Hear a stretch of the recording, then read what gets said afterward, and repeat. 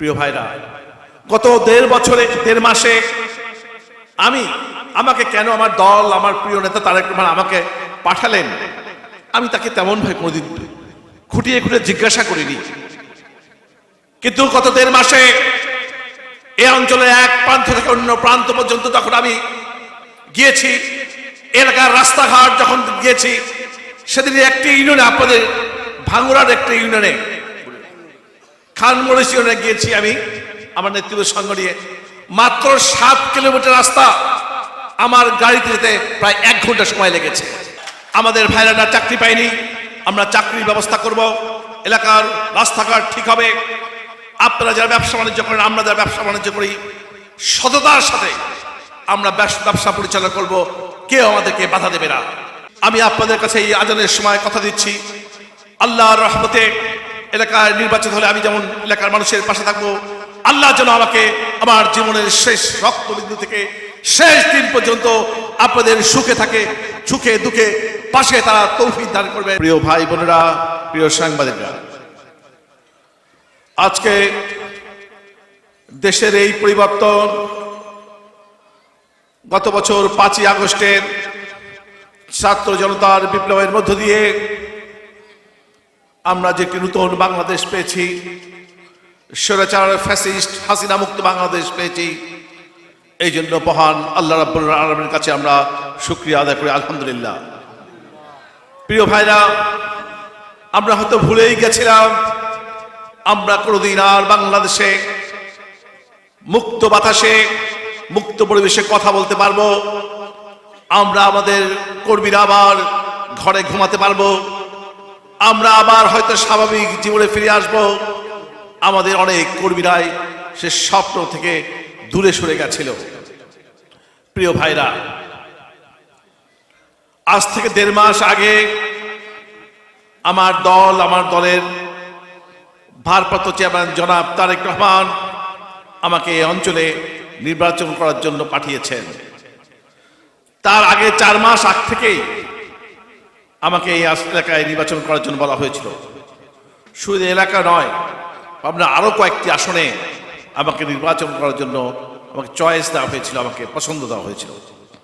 আমি যতটুকু খোঁজ খবর পেয়েছিলাম তাদের মধ্য থেকে আমার দল, জানেন আমি পাবনা 2 থেকে দীর্ঘদিন নির্বাচন করার জন্য কাজ করছিলাম। সেখানে প্রায় 24 বছর কাজ করেছি। একটা বিশেষ কারণে দল কখন কি প্রয়োজনে কাকে কোথায় পাঠিয়ে দেয় সেটা আমরা তো বলতে পারবো না। প্রিয় ভাই বোনেরা, যখন আমার কাছে পাবনা 2 ছাড়া চয়েস আসলো, পছন্দ আসলো প্রায় 3টি আসনে, বিশ্বাস করেন আমি খোঁজ খবর নিয়ে, আমি তো বেশি দূরের মানুষ নয়, পাবনা জেলারই সন্তান, তাই না? পাবনা জেলারই তো মানুষ।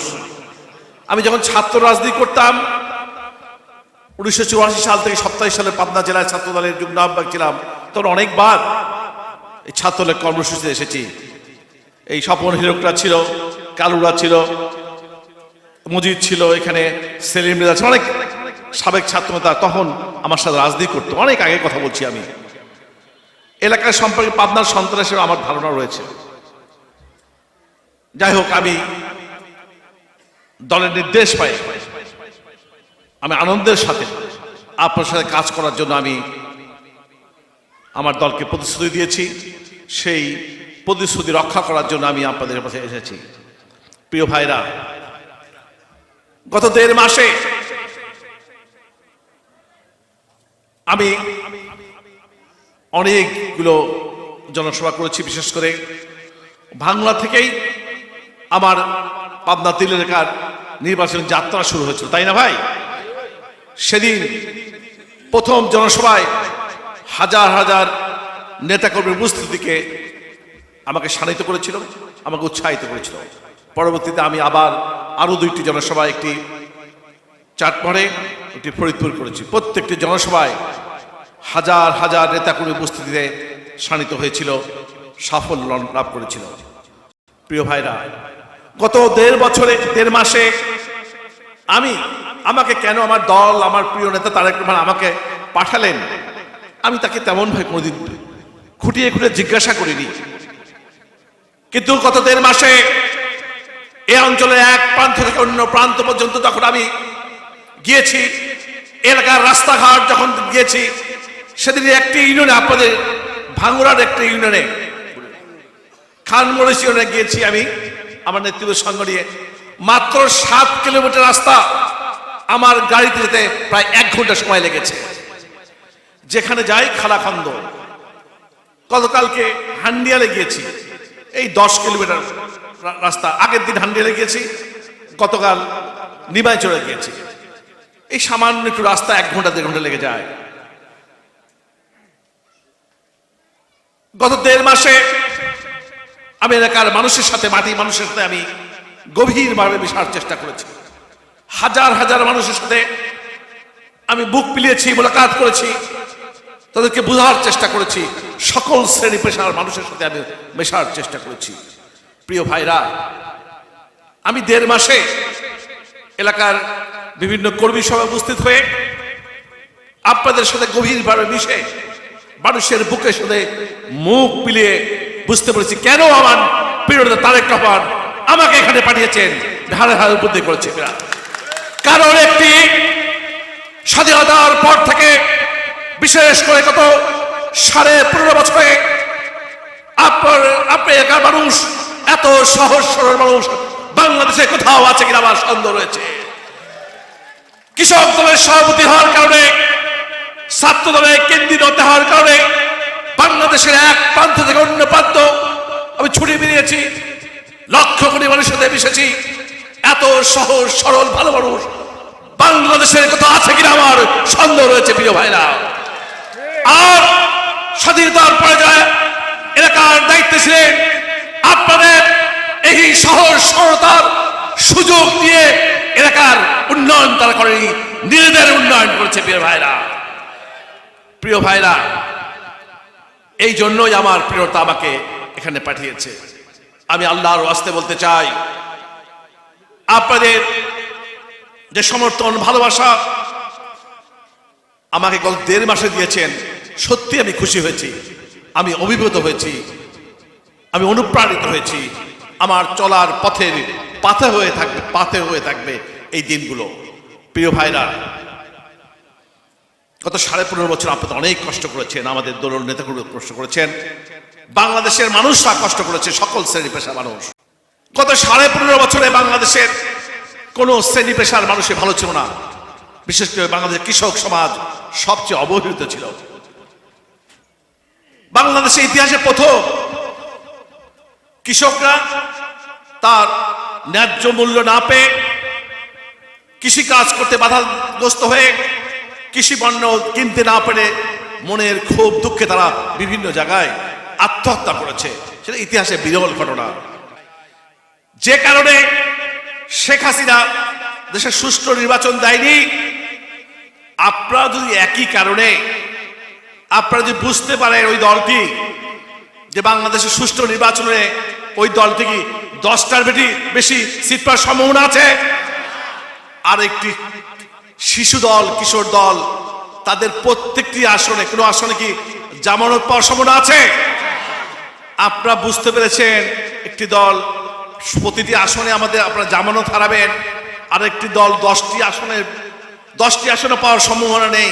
আর সেই কারণে যদি গতকালকে লম্পঝম্প করে আপনারা ঘোষণা করেছেন আপনারা নির্বাচনে যাবেন না, নির্বাচনে প্রতিহত করবেন। কি ভাইরা, এত শক্তি ক্ষমতা! 15.5 বছরে হাসিনার সময় তো একটি নির্বাচন আপনারা প্রতিহত করতে পারেন নাই, পেরেছেন?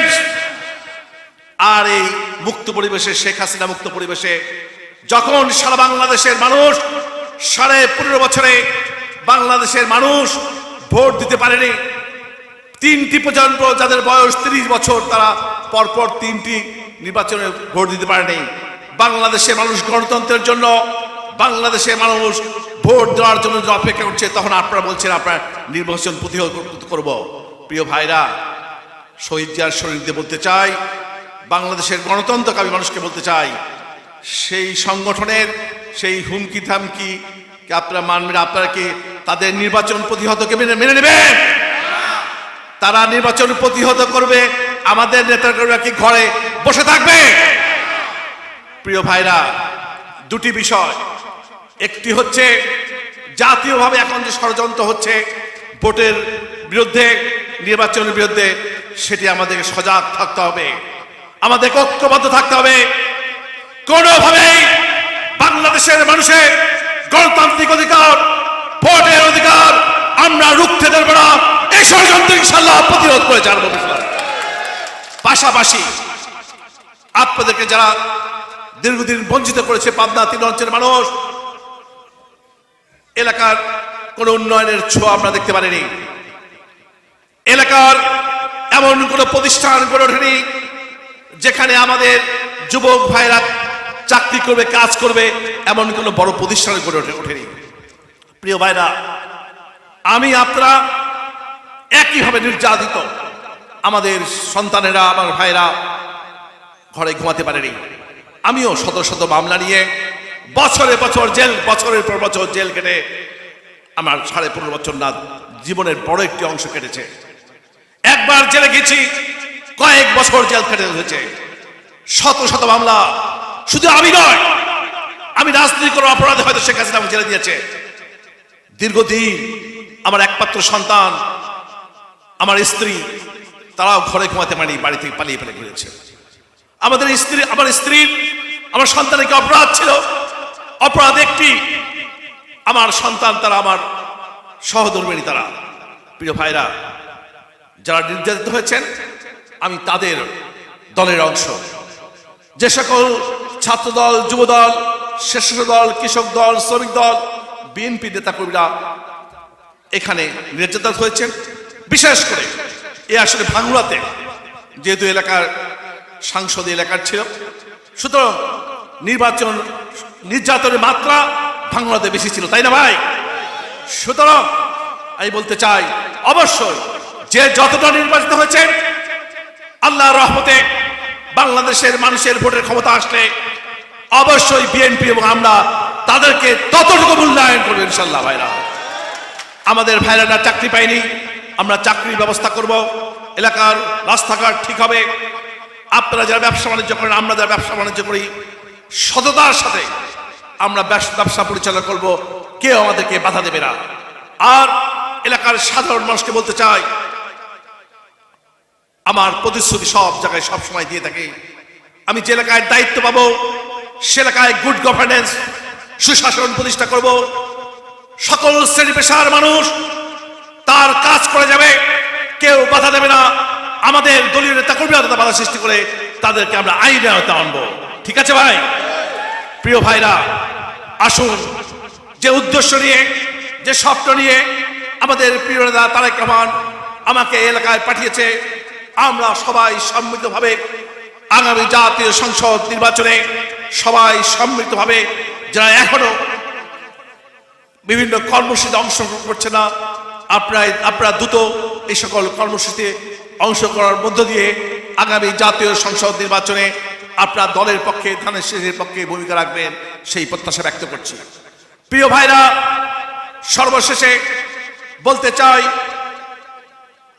আমি সব সময় আমার ইচ্ছা ছিল যেখান থেকে আমি নির্বাচিত হবে, প্রিয় ভাইরা শেষ করে দিচ্ছি, আমি আপনাদের কাছে এই আজানের সময় কথা দিচ্ছি, আল্লাহর রহমতে এলাকায় নির্বাচিত হলে আমি যেমন এলাকার মানুষের পাশে থাকবো, আল্লাহ যেন আমাকে আমার জীবনের শেষ রক্তবিন্দু থেকে শেষ দিন পর্যন্ত আপনাদের সুখে দুঃখে পাশে তারা তৌফিক দান করবেন, সে ব্যাপারে সবার দোয়া প্রত্যাশা করে আমার বক্তব্য করছি।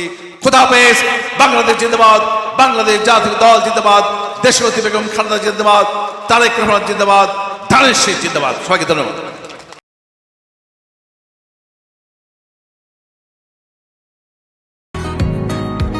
বসুন্ধরা, উত্তরা, বনশ্রী, কুড়িল ও বাড্ডা সহ রাজধানীর বিভিন্ন স্থানে অভিজাত ও অত্যাধুনিক মানের ফ্ল্যাট কেনার এক নির্ভরযোগ্য প্রতিষ্ঠান প্লেজেন্ট প্রপার্টিজ লিমিটেড। তাই আপনার স্বপ্নের আবাসনের জন্য আজই যোগাযোগ করুন। Pleasant properties limited, where destiny matches eventually.